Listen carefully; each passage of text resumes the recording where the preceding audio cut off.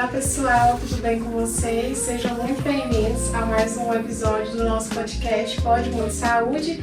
Prazer, eu me chamo Eduarda, sou estudante de enfermagem do segundo período aqui da Faculdade Única de Divinópolis e hoje vamos abordar um tema fundamental que é o cuidado ao paciente, integrado aos cuidados paliativos.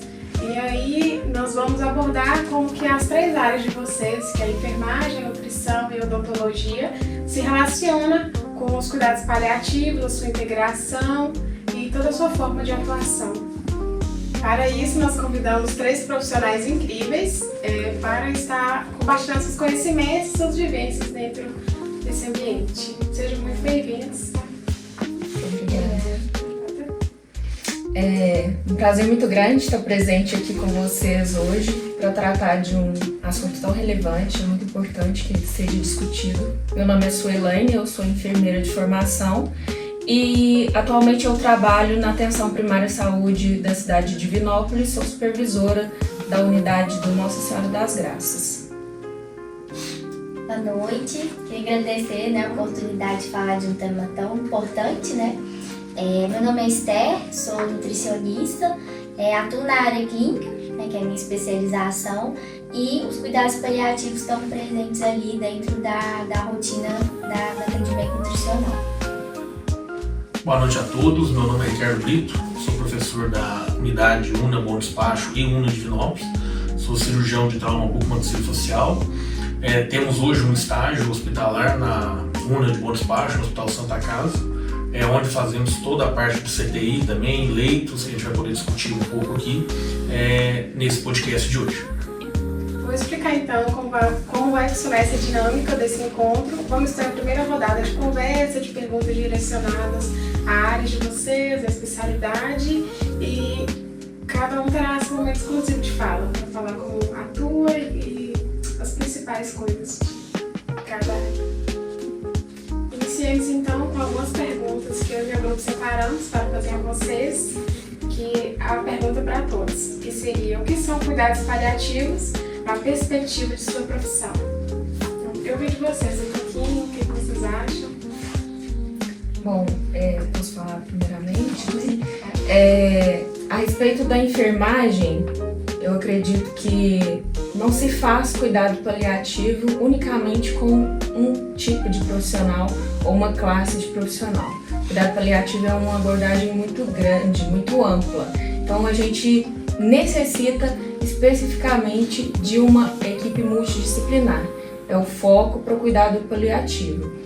Então, especificamente relacionado à enfermagem, nós temos práticas que são práticas rotineiras, administração de medicamento, realização de curativos, enfim, essas realizações de práticas que são técnicas. Mas o que difere essas técnicas das atividades rotineiras com o cuidado paliativo especificamente falando? Para o cuidado paliativo, nós precisamos ter uma visão ampla, holística das necessidades do paciente dentro das suas peculiaridades. A gente vai tratar de um paciente que precisa ser assistido em cada detalhe, seja esse detalhe relacionado à dor, aos sentimentos, à família, aquela situação que está vivendo, o processo de vida dessa pessoa, de adoecimento e o processo de morte, se esse for o caso dessa pessoa.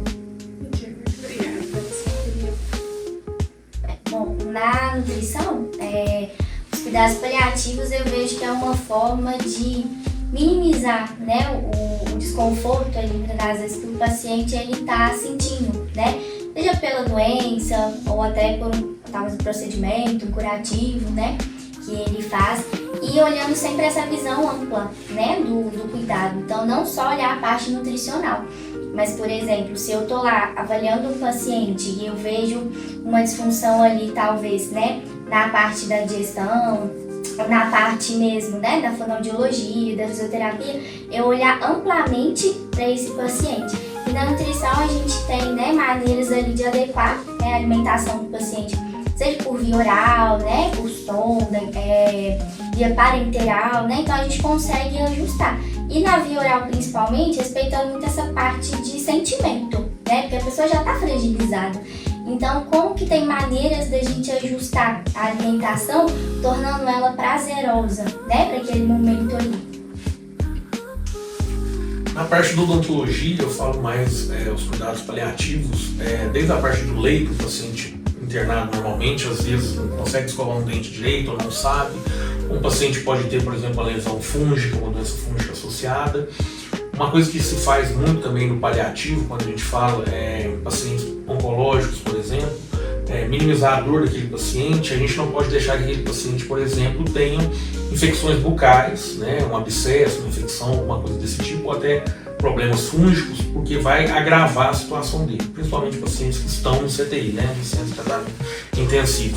Então toda essa parte a gente faz, né, desde a higienização oral em pacientes que estão entubados, cuidados de infecção.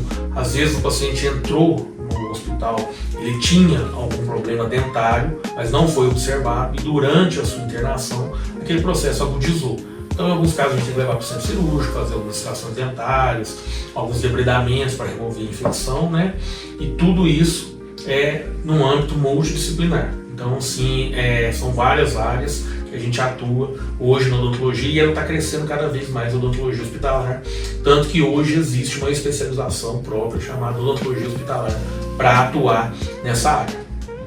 Então é isso, pessoal. Tá vendo como é muito interessante esse cuidado multidisciplinar com os profissionais de saúde, porque a gente tem um conceito muito, como se pode dizer, muito abstrato para cuidados paliativos, né? Todo mundo acha, mas principalmente achava que cuidado paliativo era só na fase terminal de vida do paciente. E a gente percebe que esse cuidado vem desde o início, desde o descobrimento do caso clínico da doença dessa pessoa. Muito interessante, muito obrigada por compartilhar um pouco do conhecimento de vocês e como vocês atuam aqui. Ok, pessoal, agora vamos para o segundo bloco de nossas atividades. E fizemos aqui um checklist para facilitar a organização das ideias e de algumas perguntas que vocês podem estar respondendo. Para o Dr. Ricardo, nós gostaríamos que você falasse um pouco sobre cuidados com a cavidade oral, lesões, infecções, mucosite, xerostomia, higiene bucal humanizada, conforto na fala e na deglutição. Tá. Dentro, né, desses cuidados paliativos, no dia a dia mesmo, dentro da odontologia hospitalar, em relação aos cuidados com a cavidade bucal, seria basicamente o que a gente faz em casa, cada um faz o seu. A gente acha que é uma coisa rotineira, mas a gente vê nos hospitais, né, muitas pessoas não têm o conhecimento, não sabem como escovar um dente, não sabem como higienizar uma prótese total, né, a famosa dentadura. Pacientes que chegam com cândida, mucosite na boca, não sabem que tem aquela patologia, nunca ninguém falou, às vezes nunca foi um dentista, por muitas vezes tem vergonha, né? A gente faz, por exemplo, a higienização bucal humanizada em todos os pacientes do leito. Então, a equipe chega no leito, pergunta se quer fazer higienização, se quer que explica, se quer que faz para eles verem. E você vê que muita gente está muito incomodada ou envergonhada, não gosta de mostrar a prótese. Então isso é uma coisa que vem aumentando e a gente tenta conscientizar a própria troca da prótese, né? Muitas vezes a gente faz o tratamento de uma mucosite ou de um tratamento antifúngico, só que o paciente continua com aquela prótese que está totalmente contaminada, né? Então tudo isso é abordado, explicado de uma forma assim, bem básica que o paciente consegue entender. Por exemplo, em relação à xerostomia, pacientes que só fazem radioterapia de cabeça e pescoço, estão tratando câncer de cabeça e pescoço, tendem a ter xerostomia. Então hoje existe a saliva artificial. Então a gente mostra como que é o uso, alguns hospitais fornecem essa saliva artificial gratuitamente para melhorar a qualidade de vida daquele paciente durante o tratamento ali no hospital e ele consegue depois levar para casa dele e continuar melhorando a qualidade de vida dele. Alguns pacientes, como eu falei, eles chegam com alguma patologia, mas ela não está agudizada, naquele momento ele não está sentindo dor. Durante a internação dele, algum foco infeccioso, inflamatório, pode vir, né, a agudizar mesmo e precisa de uma intervenção. Então, às vezes a gente precisa fazer uma extração, ou às vezes um debridamento, alguma coisa desse tipo, né? Em relação à fala e à deglutição, fica muito prejudicada em pacientes internados no CTI com intubação orotraqueal. Então, tem pacientes que ficam semanas e meses intubados. Então, além disso, a gente faz essa higienização, né, de um modo completamente diferente, mas é feito isso. É feito o cuidado de inspecionar a cavidade bucal todos os dias, né? E junto com a fisioterapia também é feito alguns exercícios para minimizar os danos dessa intubação oral a longo prazo. Tá? Obrigada. Agora passamos a fala para a nossa nutricionista Luísa. Também trouxemos um checklist, que seria a avaliação do estado nutricional, adaptação da alimentação conforme a fase da doença, nutrição como cuidado e não como imposição. A questão da avaliação, né, do estado nutricional do paciente, então, na minha prática clínica, eu recebo mais o paciente pós-internação, né, então, mais a domicílio. Então, hoje a gente tem formas de avaliar o estado nutricional, né, principalmente com medidas. Então, a gente tem a circunferência da panturrilha, né, que é um marcador ali de desnutrição. Então, a gente afere bastante, né, a circunferência do braço também, as dobras cutâneas, né, que vem ali a reserva de gordura do paciente, também é importante, né, ter uma reserva adequada, e a partir disso a gente consegue ver, né, como que está o estado nutricional. E além das medidas, a gente avaliar, né, ter um olhar além. Então, o paciente, né, que está acamado, está restrito ao leito, então ele está com algum edema, alguma lesão, né, observar as questões, né, dos membros inferiores, superiores, está inchado, né, então ter esse olhar amplo para a gente conseguir ter uma avaliação não só, né, na parte ali numérica, mas também da parte ali muscular, da parte da gordura, com relação, né, à adaptação da alimentação.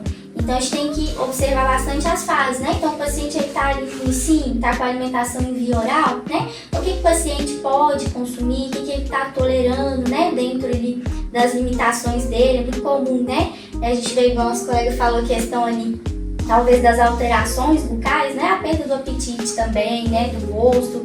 Então, tudo isso tem que ser avaliado, né? E aí, já puxando o gancho para a questão, né, da não imposição, então não adianta eu chegar para o paciente e falar, olha, você tem que consumir, né? Tem que ser feita uma explicação, a importância. Se o paciente não tolerar, né? O que a gente pode fazer para ele estar ali, né? Tendo a reserva de proteína da alimentação, aporte calórico certinho, né? A adequação dos líquidos também. Então, assim, tá com alteração, a gente tem um espessante que é usado, né? Então, por exemplo, na água a gente consegue ajustar, né? Conforme ali a dieta tá líquida, tá pastosa, né? Então a gente consegue ajustar. E tem também, né, a questão da alimentação. A gente tem a gastrostomia, né? A gente tem também a nutrição parenteral, que também a gente consegue adequar ali de acordo com a avaliação, né? Então, quanto, né, de volume de dieta que a gente vai administrar para ter o aporte de proteína, de caloria, então é muito importante. Entendi, muito obrigada. Agora passamos a fala para a enfermeira Celane e gostaríamos que você falasse sobre o controle da dor e outros sintomas, o apoio emocional ao paciente e à família e a comunicação com a equipe multidisciplinar. Sim, vou começar de trás para frente, porque eu não consigo falar sem entrar no assunto dos colegas aqui. Porque sendo a enfermagem, né, digamos, a parcela profissional que entra mais em contato com o paciente, estando ele em domicílio ou hospitalizado, a gente entende que esse profissional vai ser quem vai perceber a maioria das necessidades do paciente. Então, ouvindo sobre o que o Dr. Ricardo disse, sobre o que a Esther disse, a gente correlaciona com todas as ações de enfermagem. Por quê?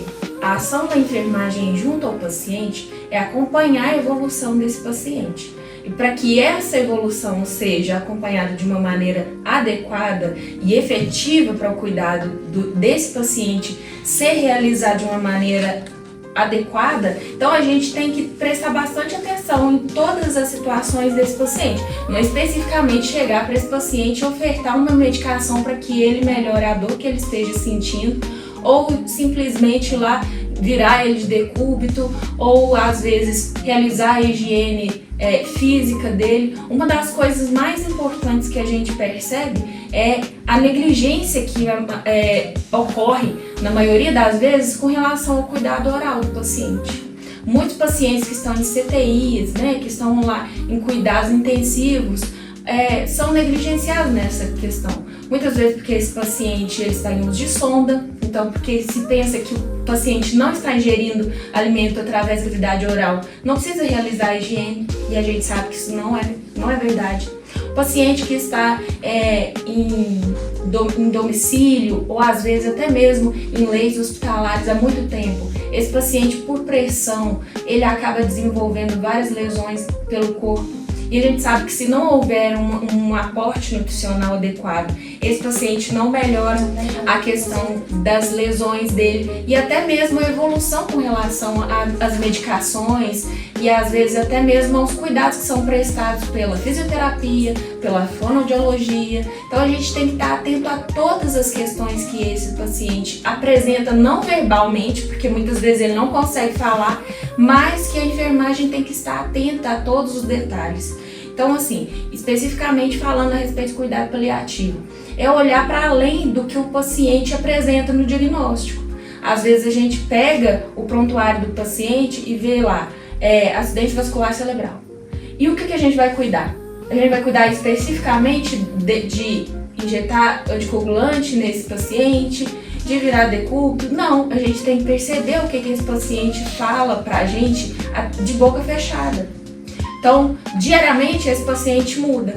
Hoje eu posso pegar esse paciente, ele está apresentando uma boa conduta, uma boa reação através dos medicamentos, daquilo que eu estou prestando de cuidados de enfermagem, e amanhã ele já está totalmente descompensado.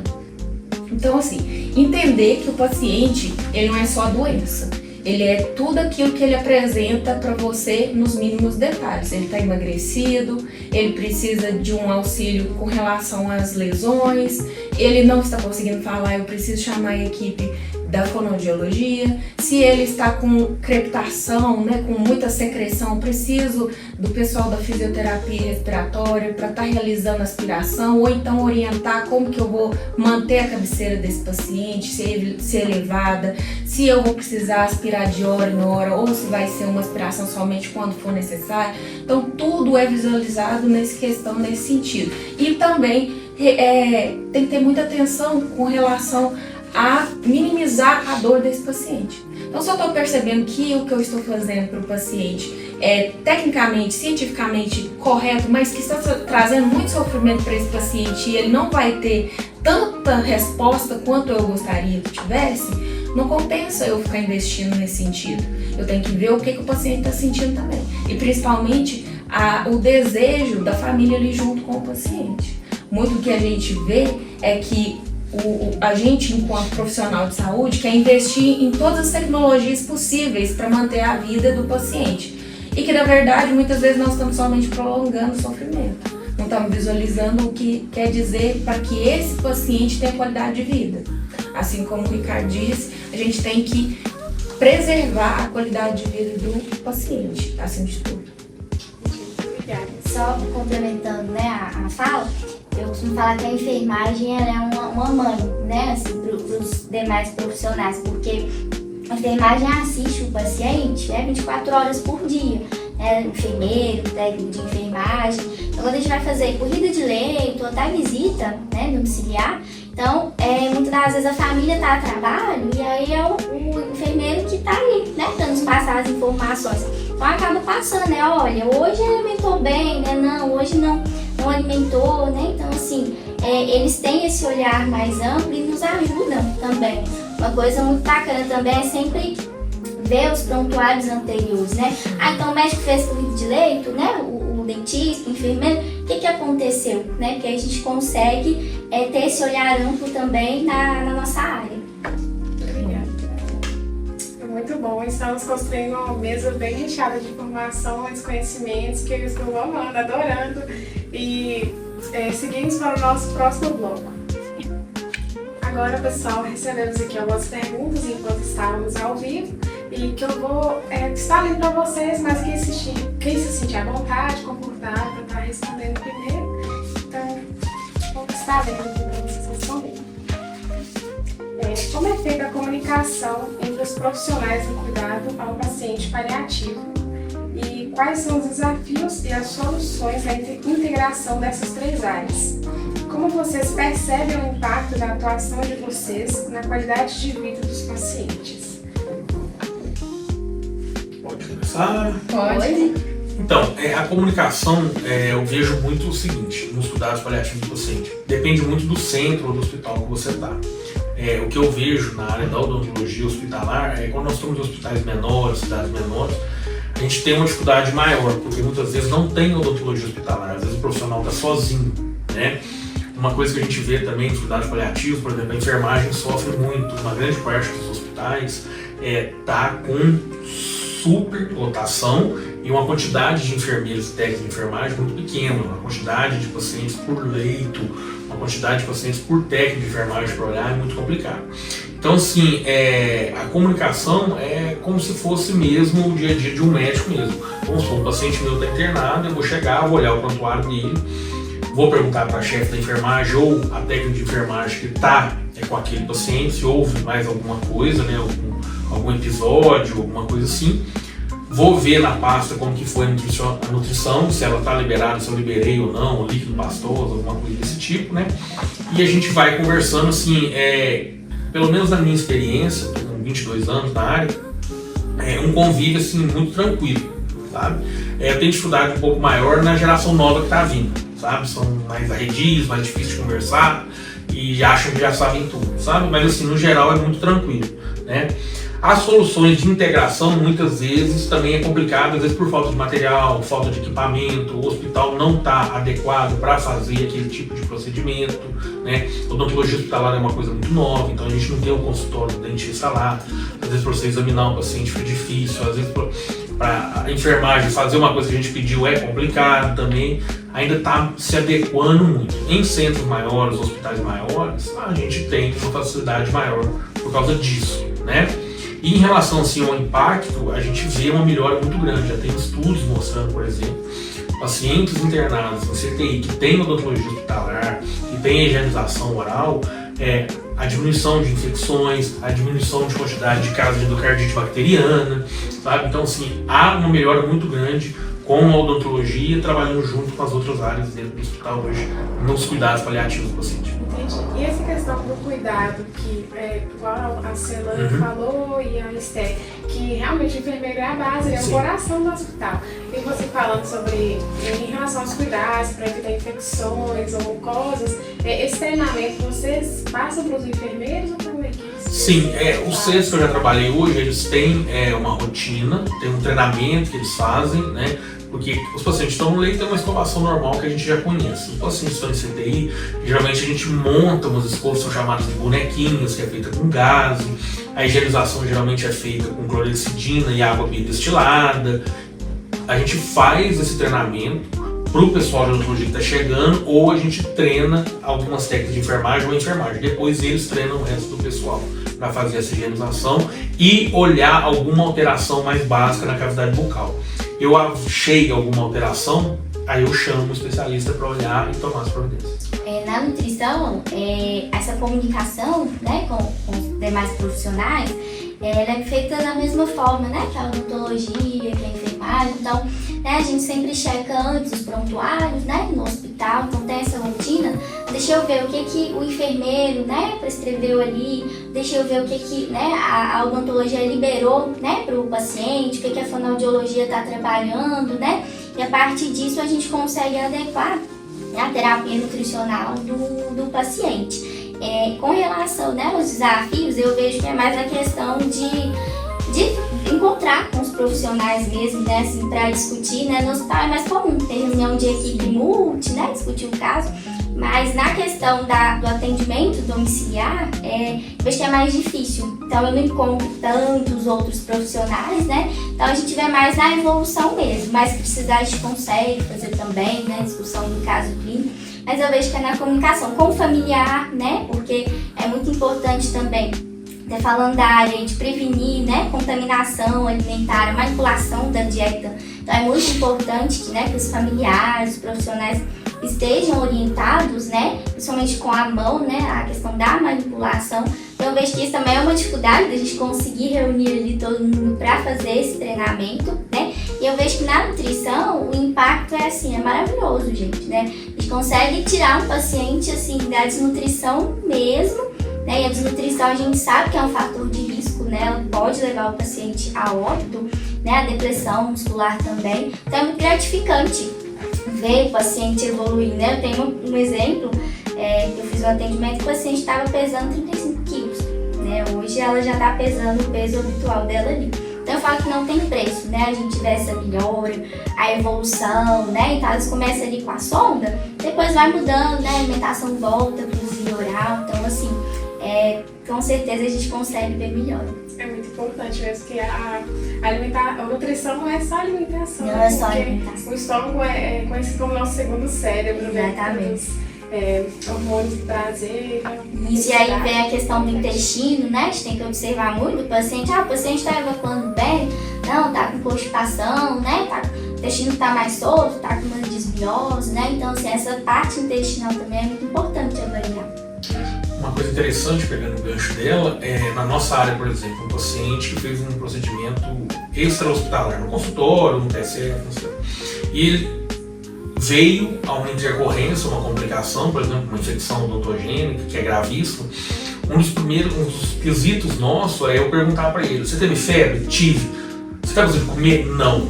Só dele parar de comer e ter febre já é uma indicação de eu internar ele, porque a desnutrição é muito rápida, o paciente não consegue, né, o sistema imune dele não consegue combater a infecção.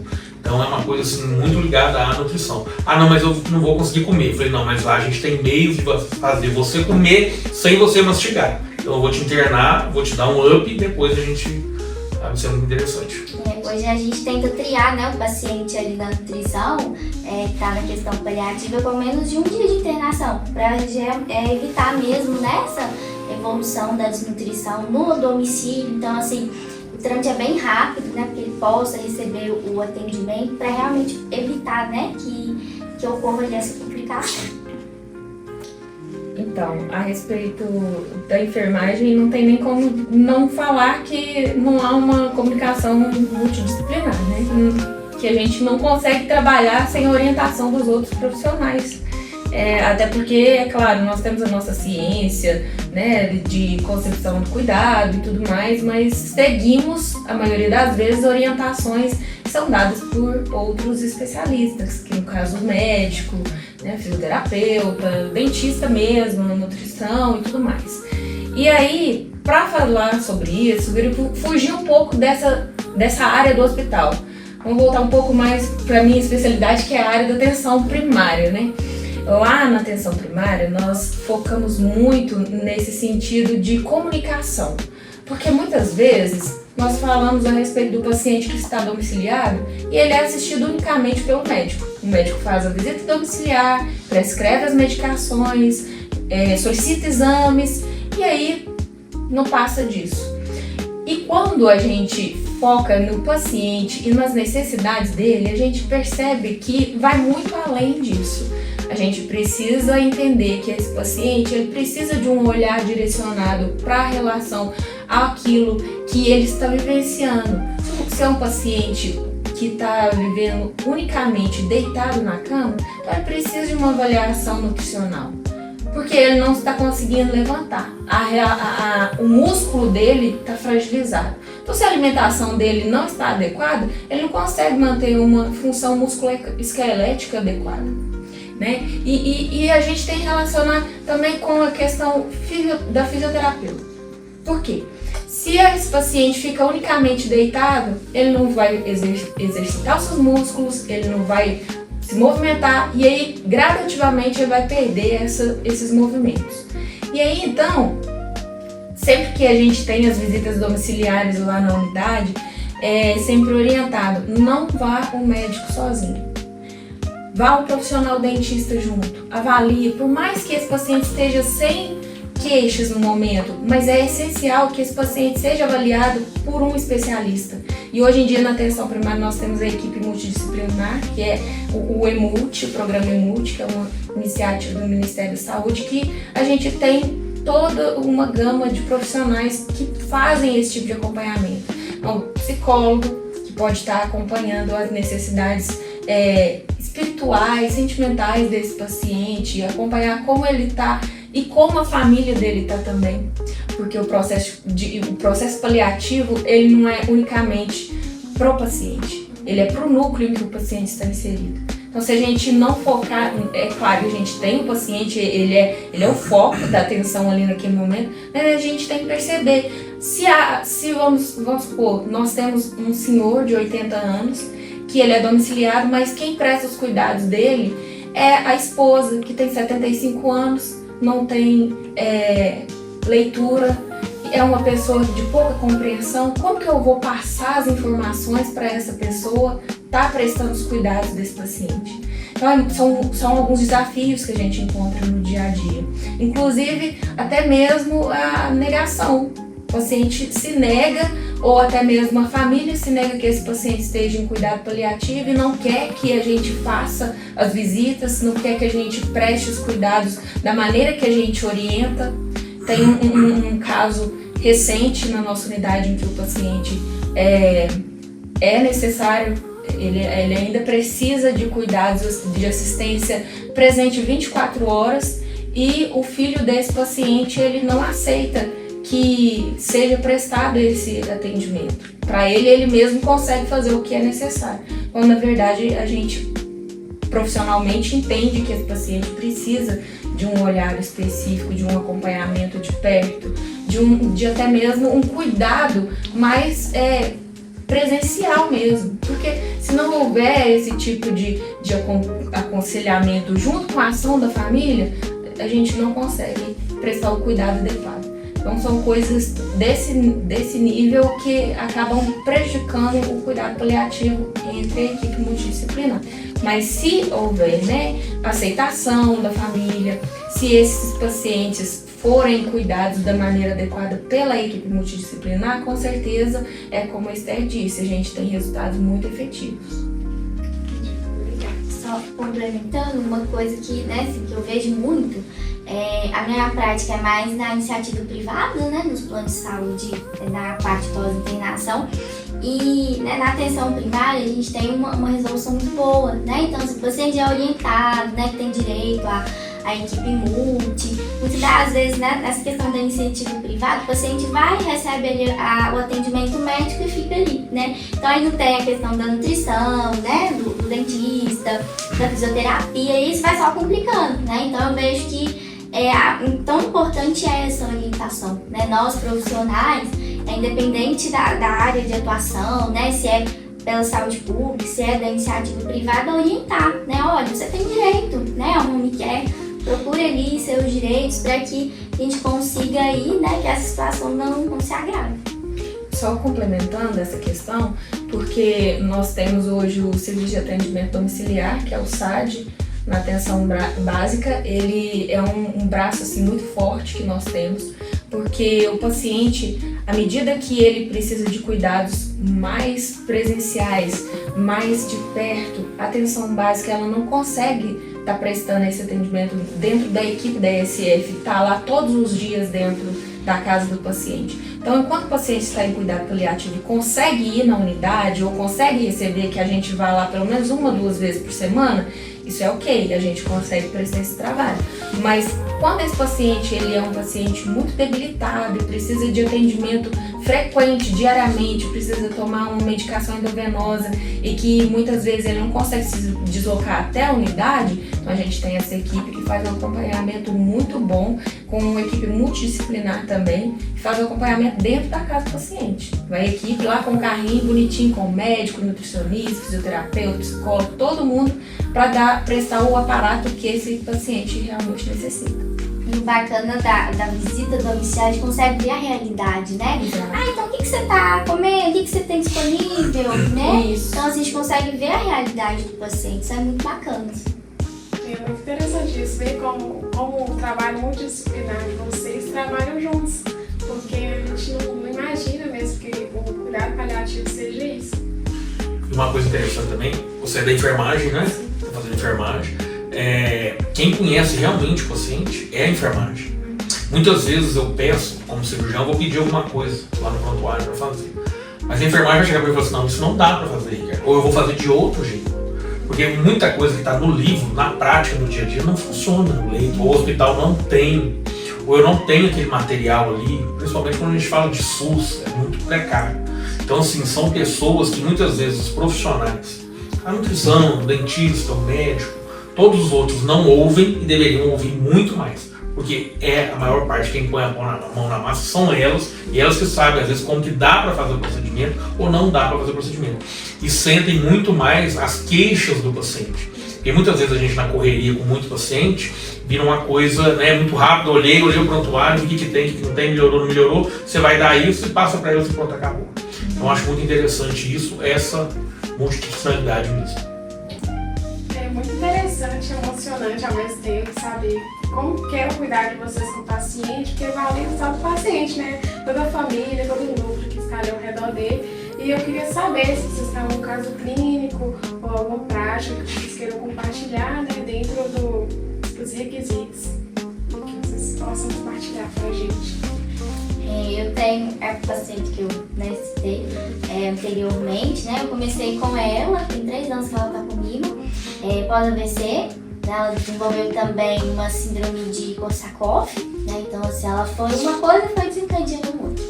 E é muito bacana, a gente conseguiu chegar no peso habitual. Então, ela começou ali, né, nos cuidados ali, usando sonda, né? Depois foi progredindo para alimentação, né, por via oral. E hoje vê-la bem mostra, né, o tanto que valeu a pena esse trabalho ali, não só com ela, mas com a família, né? Eu fazia a visita domiciliar, eu conseguia ver, né, igual a gente falou.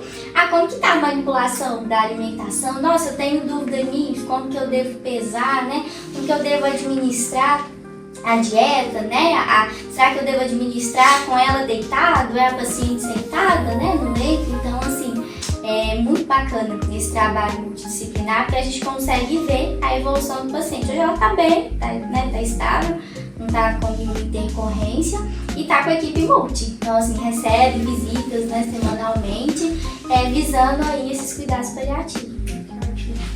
Então, eu tenho um caso, não é recente, mas um paciente foi internado para fazer uma cirurgia, se não me engano, na vesícula, né? Aí ele fez a cirurgia num hospital pequeno, que não tinha odontologia hospitalar na época, não tinha nem dentista. E ele fez a cirurgia, até então correu muito bem, depois ele teve algumas pequenas intercorrências, começou a não se alimentar bem, e um belo dia, isso depois chegou até mim, né? Ele foi no banheiro, não pediu ajuda para acompanhante, escorregou no banheiro e caiu de cara no chão, na realidade ele caiu de boca no chão. Levantou, não chegou a desmaiar, não ficou zonzo, a acompanhante também não chamou a enfermagem, colocou na cama e ficou aquele tipo em segredo. E depois de 2 dias, mais ou menos de 24, 36 horas mais ou menos, o paciente ficou roxo nessa região da mandíbula, sabe? E como ele era totalmente desdentado, estava só na sopa, não reclamava muito e tal, na realidade ele tinha tido uma fratura da mandíbula. Não comentou com ninguém, a correria do dia a dia, poucos profissionais para muitos pacientes, a enfermagem sobrecarregada. Passou 3, 4 dias, aquilo começou um edema, começou a inchar, aquilo virou uma infecção, até que eles viram que o paciente começou a desaturar, pararam de comer, febre constante, aí chegaram a chamar um profissional na época.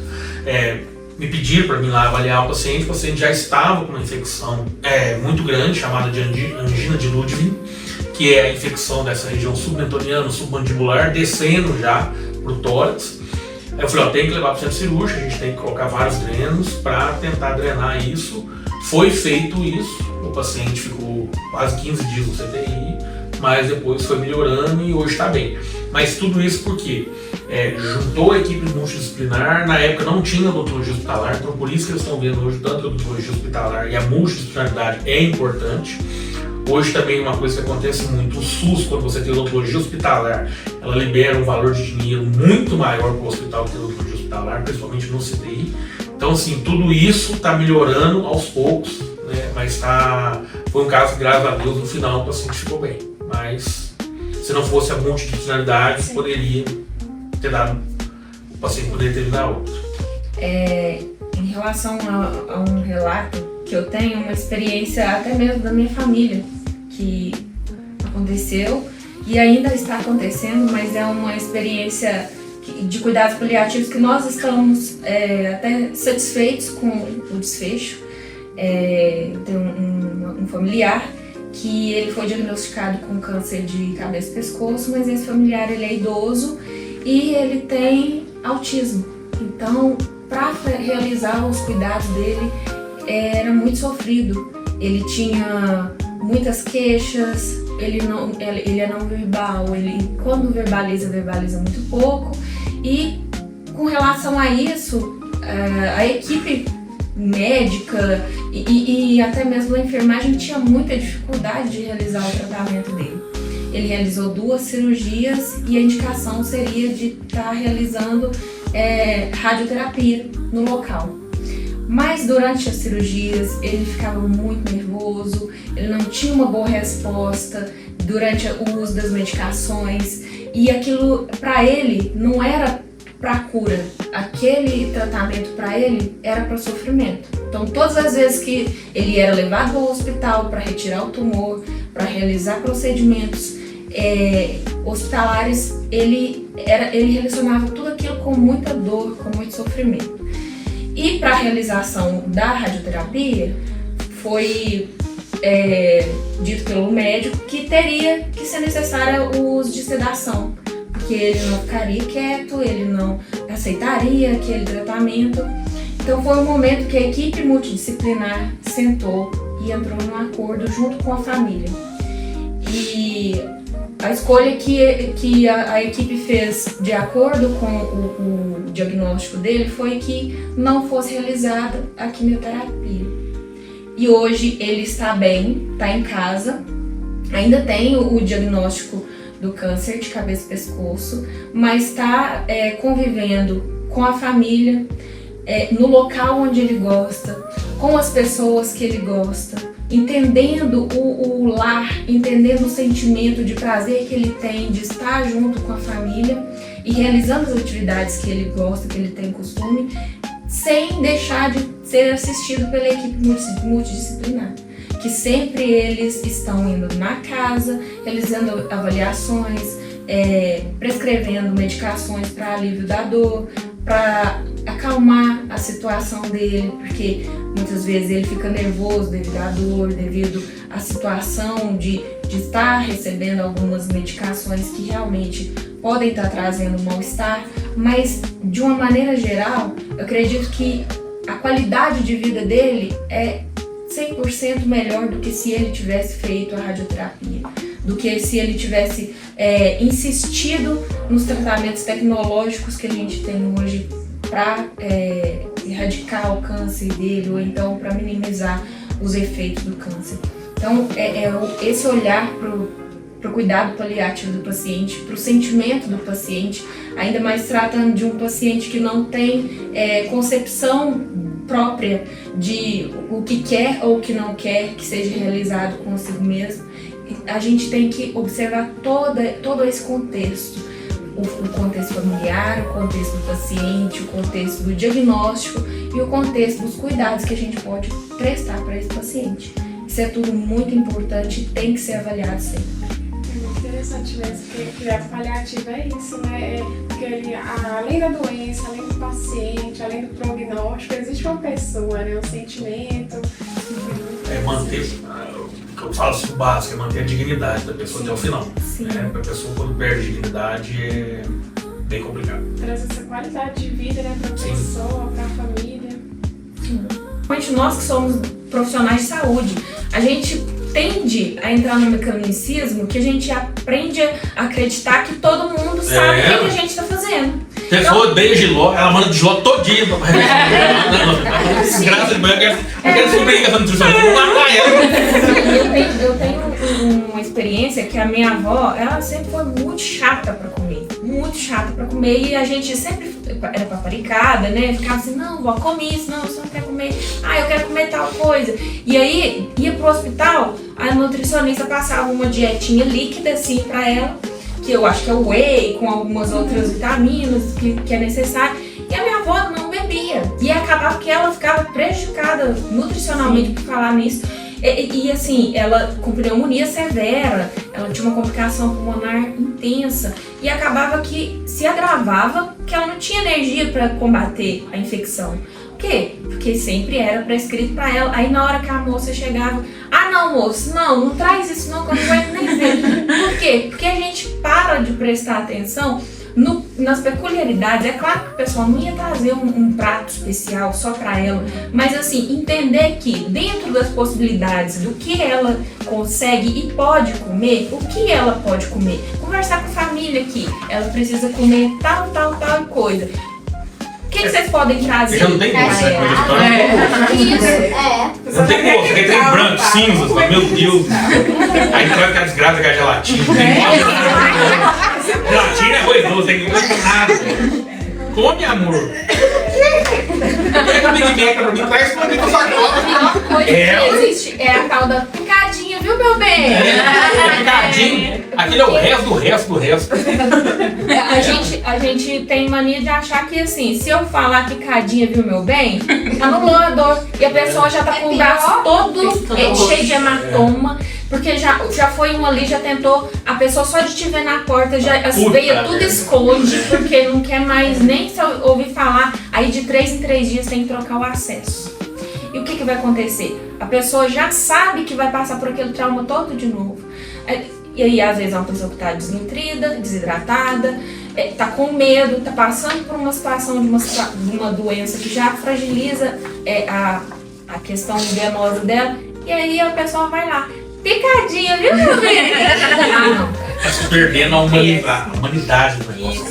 Tá se perdendo, o negócio tá virando assim, linha de produção. Robô, né? Tudo correria. Não, é tudo no WhatsApp, é tudo aplicativo. Hoje já tem hospital que eu vou aqui, eu prescrevo, assinatura digital. Gente, eu nem sei como que o paciente passou no dia. Sim. Aí ela também tá na correria. Falou, tá respirando, tá vivo, então mantém a prescrição. Tá? Chegou nesse nível. E os pacientes acabam que também tá pegando isso. Não, Porque, tipo assim, igual eu trabalho em recepção. Aí chega lá, o paciente chega lá e fala assim: moça, eu preciso da receita desse remédio aqui, ó. Você pode abrir a consulta, eu vou pagar, mas eu não preciso entrar lá dentro, não. É só você pedir o médico pra escrever pra mim. Aí a gente explica: moço, mas aqui o médico precisa te examinar pra entender por que o senhor precisa desse medicamento. Não, mas é porque o outro médico falou que eu tenho que tomar 1 ano. Aí eu falei, mas ele não sabe disso, ele não tem seu prontuário, você consultou com outro médico. Então, tipo assim, os médicos estão fazendo isso e os pacientes estão adaptando a essa celeridade de resolução dos problemas, né? Na atenção primária a gente ouve muito isso, paciente que consulta no particular e aí às vezes vem com a receita, uma prescrição de medicação que o SUS fornece, mas com a receita particular ele não consegue pegar. Então eles vêm, eu quero que o médico transcreve esse medicamento aqui porque o cardiologista passou pra mim. E aí na hora que o médico clínico geral, que tá acostumado a ver o paciente só naquela, assim, último caso, amigdalite, ou então, sei lá, o que aconteceu, algum problema ocular, enfim, chega lá, eu quero, como que eu vou resolver esse problema? Vou repetir a prescrição de um médico que eu nem conheço, de um problema que eu não sei o que se trata do paciente, não é minha área, não é minha especialidade, eu vou assumir o risco para isso. Então, assim, hoje nós temos enfrentado muito desses problemas lá na ponta, lá na atenção primária. E o paciente briga. Ele quer chamar o prefeito, que hoje quer dar uma chapa pra todo mundo. Então, o bicho pega. Olha, tá virando um caos. Nossa. Eu agradeço muito pelos relatos de vocês, muito bom saber como que funciona diariamente, como que vocês prestam essa atenção do paciente, para a família e todo mundo que está ali. Eu agradeço muito a presença de cada um de vocês, foi enriquecedor esse podcast, eu mesmo vou sair daqui com muitos aprendizados, conhecimentos, tenho certeza que o pessoal de casa também adorou esse episódio do nosso podcast e que mais profissionais e equipes se inspirem a trabalhar mais com empatia, cuidado, compaixão, a ter esse olhar mais atencioso e humanitário do paciente. E muito obrigada mesmo, foi maravilhoso estar aqui com vocês. E chegamos ao fim de mais um episódio do nosso podcast, Pode Mais. E muito obrigada, pessoal, e até a próxima.